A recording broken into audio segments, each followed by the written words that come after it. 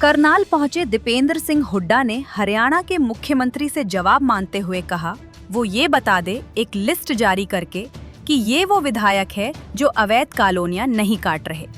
दीपेंद्र सिंह हुड्डा ने अवैध कॉलोनियां काटने के सवाल पर सीधा निशाना बीजेपी पर साधा और उन्होंने कहा कि मेरी नजर में तो सभी भाजपा के नेता और विधायक कॉलोनियां काटने में लगे हुए हैं।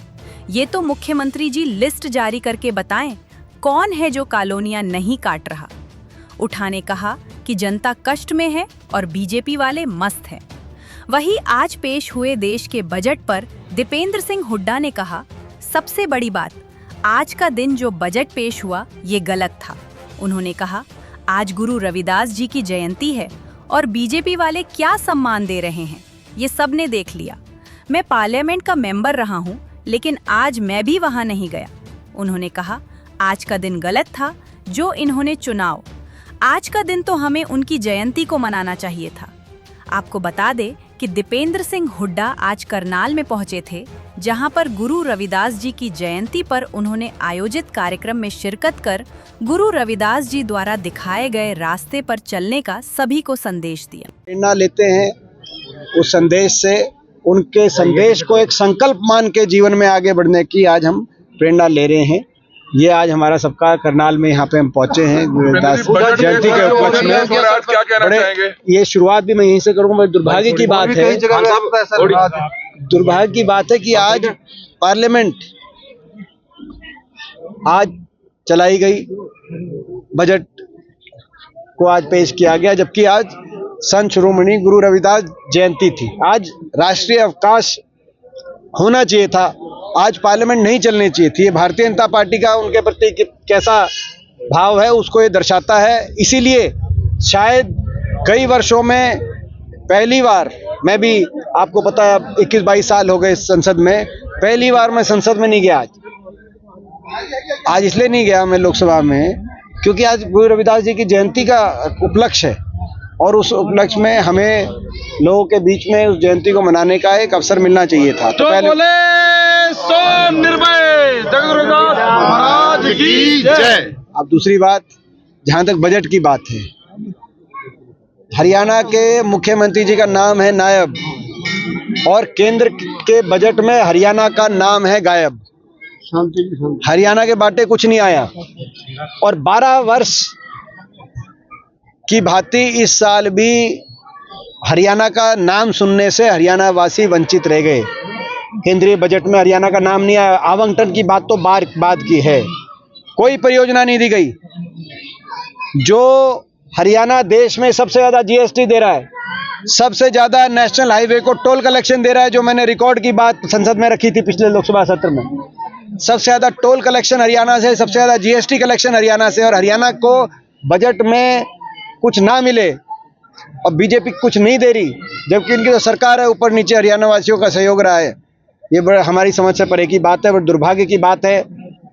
कोई परियोजना नई तो मिली नहीं, लेकिन पुरानी परियोजनाएं जो ले गए थे हरियाणा की, हमारा एयरपोर्ट जो महम इंटरनेशनल एयरपोर्ट था वो जेवर ले गए थे, नोएडा में वो बन रहा है।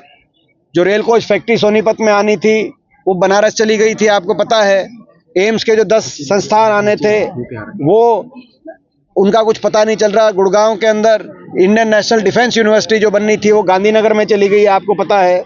मेट्रो अभी तक 1 इंच आगे बढ़ी नहीं है, केवल बातों में हम सुन रहे हैं।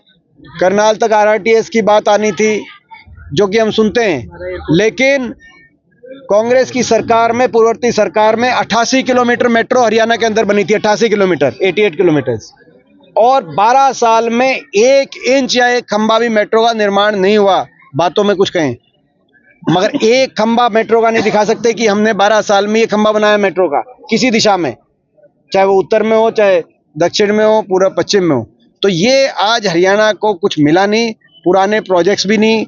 हम सोच रहे थे कि हमने पुराने प्रोजेक्ट में डिपोर्ट किया गया है। हाँ जी, युवाओं को फिर डिपोर्ट किया गया है। देखिए अभी तो जो ये जो आप डिपोर्टेशन की बात कर रहे हो, जो अमेरिका वाली, तो वो तो आप देख रहे हैं भारत की कमजोर विदेश नीति का खामियाजा हमारी अर्थव्यवस्था भी भुगत रही है। खामियाजा आप देख रहे हो, कहीं टैरिफ लग रहे हैं, कभी अमेरिका से ही फैसले हो रहे हैं कहाँ से हम तेल खरीदेंगे, और कहीं जो हमारे पूरे दुनिया में जो भारत के लोग जाकर अपना काम गुजर चला रहे थे नौजवान, आज उनको जिस तरीके से दुर्व्यवहार का सामना करना पड़ रहा है वो भारत की कमजोर विदेश नीति। यूजीसी को लेकर विरोध हो रहा है, सुप्रीम कोर्ट ने स्टे लगा दिया। यूजीसी मामले पे नए नियमों पर रोक तो वो तो अब मैं समझता हूँ कि इस पे पूरा अध्ययन कराकर डिटेल में जल्दी कुछ बात कहेंगे तो डिटेल में कहेंगे। करनाल विच सर अवैध कॉलोनियां बड़ियां पनप रही है, ਉਹਦੇ ਵਾਸਤੇ सर की एक मैसेज दोगे सर? देखो, तो मैं कह चुका हूँ, भाजपा की सरकार में जनता तो कष्ट के दिन काट रही है और बीजेपी के नेता, बीजेपी के विधायक धड़ाधड़ अवैध कॉलोनियां काट रहे हैं और जनता की जेब काट रहे हैं और जो हरियाणा में कहते हैं भ्रष्टाचार के काचे काट रहे हैं। ये स्थिति है, जनता कष्ट काट रही है, ये कॉलोनियां काट रहे हैं। आप केवल करनाल की बात नहीं है, बीजेपी का कौन सा विधायक, कौन सा नेता ऐसा है, हम ये मांग ही नहीं कर रहे कि ये लिस्ट जारी करो कि भाई कौन सा कॉलोनियां काट रहा है। कहीं हांसी से रिपोर्ट आती है, कभी रोहतक से रिपोर्ट आती है, कभी कुरुक्षेत्र से रिपोर्ट आती है, तानेसर से आती है, कभी करनाल से आती है, कभी फरीदाबाद से आती है, कभी गुड़गांव से आती है। हम तो ये मांग रहे हैं, हमारी मांग ये है, मुख्यमंत्री जी अपने विधायकों में से उन विधायकों की एक लिस्ट निकाल लें जो कॉलोनियां नहीं काट रहे। अगर ये नहीं बताएंगे तो ये माना जाएगा सब काट रहे हैं।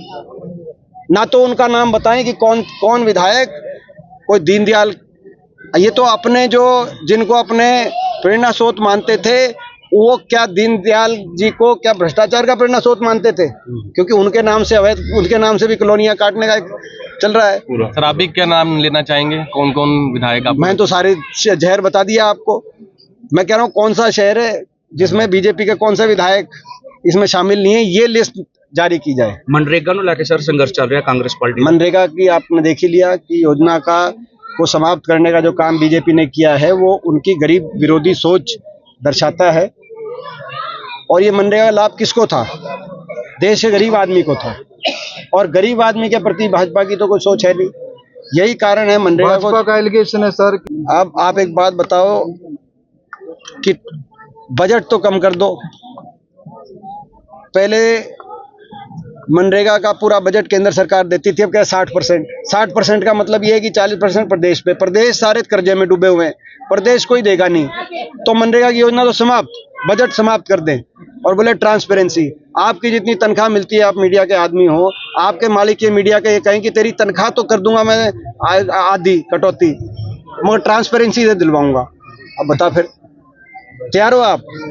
तनख्वाह का मतलब ये है कि मनरेगा की जब मनरेगा का बजट ही कम कर दिया और बजट कम क्या समाप्ति कर देगा की तरफ, क्योंकि कहा कि जब प्रदेश देंगे तो देंगी केंद्र जितना भी देगी, और प्रदेश जो है उनको किसी की देने की पोजीशन है नहीं, हरियाणा की देने की पोजीशन नहीं है। हरियाणा वालों की तो अपने जो खुद का वायदा था 2100 महिलाओं को, वही देने की पोजीशन नहीं है। उन्होंने कहा 2100 महिलाओं को भी पहले कह रहे थे 85 लाख महिलाओं को देंगे, फिर बोला 5-7 लाख को देंगे, और उन 5-7 लाख में भी कह रहे हैं कि भाई आधे अभी देंगे, 1000 अभी देंगे, और 1000 जब अगली बार लोग कांग्रेस की सरकार बना देंगे तो कांग्रेस की सरकार ही देगी सारा।